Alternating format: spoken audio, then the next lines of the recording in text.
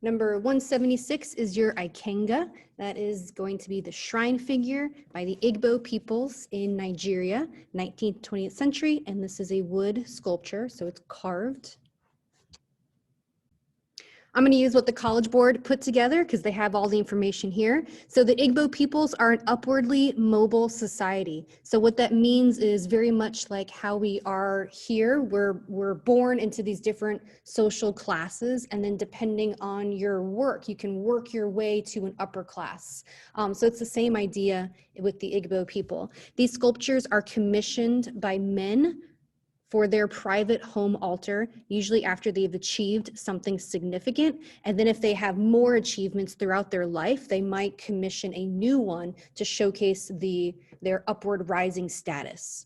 The shrine is dedicated to the male's right hand, to the power of the male, and the horns are a very predominant aspect. They reference ram's horns. So when I get out of the College Board view, I'll show you examples of multiple Ikengas, and they all have a very similar feature of the horns being at least half of the sculpture or a third of the sculpture.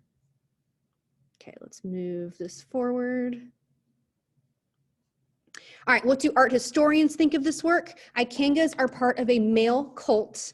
So instead of the Bundu mask is a female society, this is a male society that focuses on physical strength and determination to ensure material, social, and spiritual success.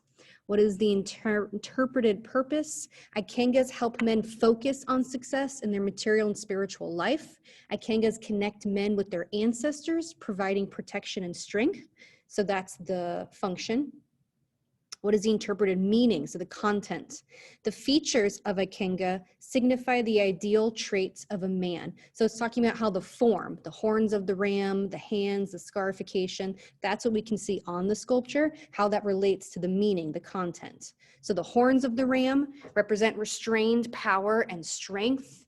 The hands, strong physical abilities. Scarification represents particular achievements. And then he's holding a knife. I believe this is the hand right here.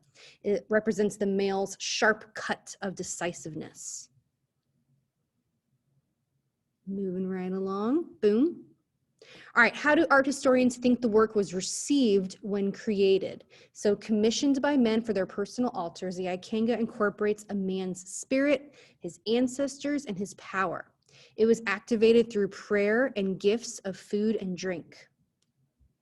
And then how has this reception changed over time? I don't think we need to worry about this part, except of course, early in the 20th century, African art was then collected in museums and then stylistically influenced modern artists like Picasso. Picasso moves to or goes to France and sees all of these different types of African sculptures at the museum there, and that changes his artwork to then become Cubism and then more abstract. What should we take away?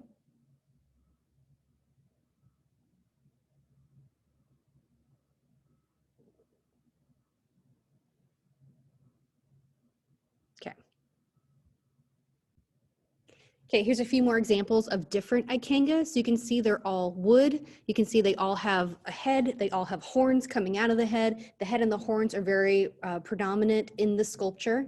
And these are all personal shrines that are dedicated to a man's own success, to their achievements in life. They usually would commission this by the time they would marry. Oh, look at the horns on this one. That's cool. This guy has a monkey.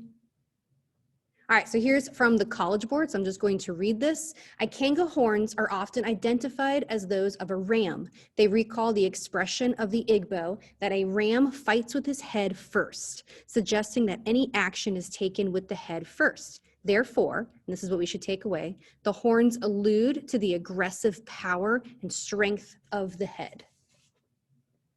All right, and this is just in my notes. If you didn't write anything down from the first part of the video, you can add this into your notes, but I feel like we've kind of gone over all of this.